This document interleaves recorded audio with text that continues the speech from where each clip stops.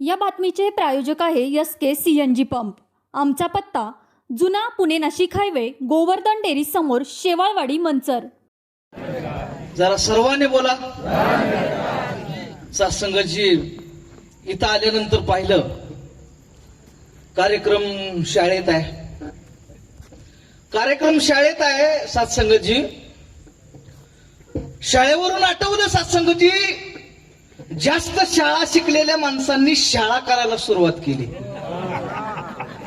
जास्त शाळा शिकलेल्या माणसांनी शाळा करायला सुरुवात केल्यामुळं सत्संगाची हा कार्यक्रम शाळेत घ्यायची वेळ आलेली.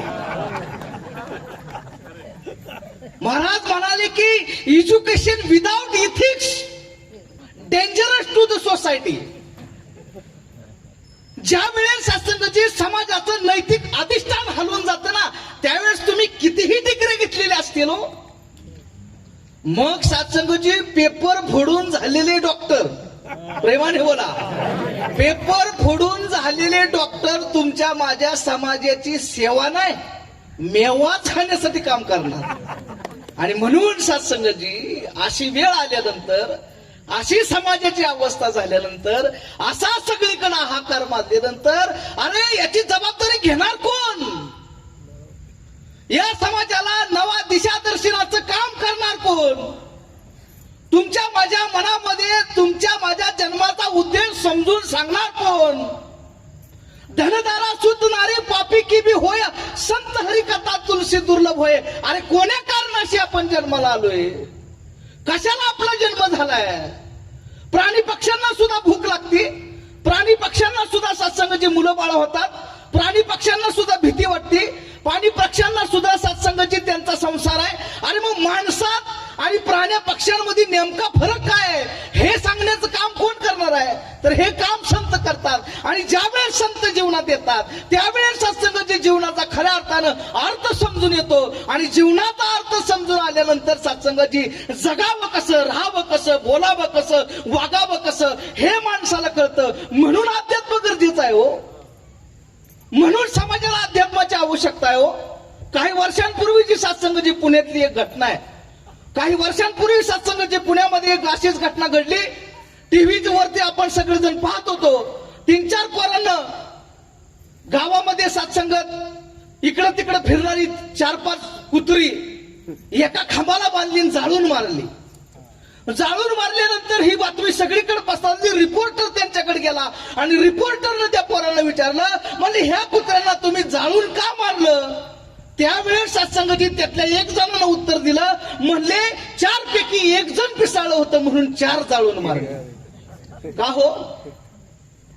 पुढारलेल्या माणसांना, प्रगती केलेल्या माणसांना, विज्ञानाच्या शिखरावर पोचलेल्या माणसांना 1 पिसाळलं होतं म्हणून 4 जाळून मारली, हे उत्तर देणं शोभतं काय? अरे माणसं का आता कमी पिसाळल्यात का? तुम्ही कुत्र्यांचं सांगायला लागला. अरे माणसं सुद्धा पिसाळल्यागतच करायला लागलेत महाराज. आणि त्याचा इलाज ब्रह्मज्ञान आहे. त्याचा इलाज ब्रह्मज्ञान आहे. आणि म्हणून पिसाळलेल्या माणसांचा इलाज करायचा असेल तर ब्रह्मज्ञानाची लस टोचून घ्यावी लागेल. तोपर्यंत माणसात माणूस येणार नाही. आणि जर माणसात माणूस आणायचा असेल, अरे ज्याच्या अंतरंगात प्रेम त्यालाच माणूस म्हणावं महाराज. ज्याच्या अंतरंगात दुसऱ्याच्या दुःखाबद्दल कळव, ज्याच्या अंतरंगात पर दुःखाबद्दल चाड, ज्याच्या अंतरंगाबद्दल माणुसकीचा कळवळा, ज्याच्या अंतकरणाबद्दल मानवता खालावली याची कणकण आणि कळकळ, त्यालाच माणूस म्हणायचं. आणि खऱ्या अर्थानं संत निरंकारी मिशनच्या ब्रह्मज्ञानाच्या माध्यमातून आज माणसाला माणूस बनवण्याचं काम केलं जातंय. नाहीतर माणसं नुसत्याच शाळा शिकतील पण एकमेकांसगळं शाळा करतील. बाबा हो, शाळा करून कोणाचं बरं झालं नाही. या ब्रह्मज्ञानाच्या शाळेत या, शाळा करणं सोडून द्यावं. आता सत्संगाची ब्रह्मज्ञानाशी एकरूप व्हा. हे जगणं परत नाही हो महाराज, हे जगणं परत नाही. महाराज म्हणाले की या जगण्यावर, या जन्मावर शतदा प्रेम करावे. अरे अनंत मरणे झेलून झाली इथल्या जगण्यासाठी. अरे कसा घालवा लागलो तुम्ही मी माझा जन्म. सत्संगाची कुरबुडीत हेव्या दाव्या तुझं माझं करण्यात, ह्याची लुटमार करण्यात, ह्याचा बांधपाव करण्यात, ह्याचं घेण्यात, त्याचं देण्यात, हाच हसला, हाच रुसला, हाच फुगला. अरे द्या सोडून, शेवटचा श्वास कधी येईल सांगता नाही येणार. आलेल्या अस्तित्वाची जाण ठेवण्याची कदर करा आणि मिळालेल्या जन्माला सत्संगाची उधळून जगा. हा जन्म परत नाही, मागून सुद्धा मिळणार नाही. जन्माचं वर्म आणि वर्म समजून सांगण्यासाठी संत येतात. संत निरंकारी मिशनच्या माध्यमातून तुम्हाला त्या परब्रह्माचा बोध दिला जाईल.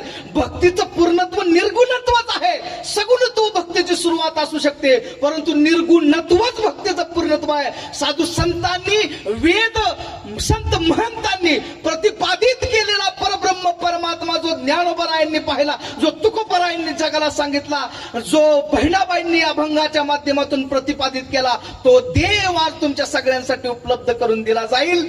ज्यांना ज्यांना सत्संगाची आस्था असेल, प्रेम असेल, निष्ठा असेल, कळवळ असेल, जाणण्याची सत्संगाची ओढ लागलेली असेल, अशांनाच या. प्रेमाने बोला, अशांनाच या.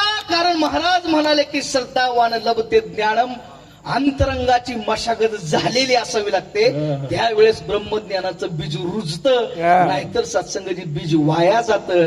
ज्यांना ज्यांना आस्थेचं सत्संगाची नांगरणी झाली असेल, सगळ्यांचं स्वागत आहे. तुमचा शोध इथे थांबेल, ब्रह्मज्ञानाचा बोध होईल आणि जगण्याचा उत्सव होऊन जाईल. प्रेमाने बोला. तुमचा फ्लॅट, घर, बंगला, व्यापारी गाडे, दुकान, जागा, शेतजमीन, प्लॉट्स विकायचे आहेत का? विकायचे असतील तर आजच आमच्याशी संपर्क साधा. स्थावर मालमत्ता खरेदी विक्रीसाठी आंबेगाव तालुक्यातील विश्वसनीय नाव म्हणजे सीता प्रॉपर्टीज. आमची वैशिष्ट्ये: जलद व्यवहार, तुमच्या प्रॉपर्टीजची योग्य किंमत, मालक व ग्राहक यांच्यात समोरासमोर पारदर्शक व्यवहार. आमचा संपर्क 7972 82 24 33 व 80 10 25 09 54.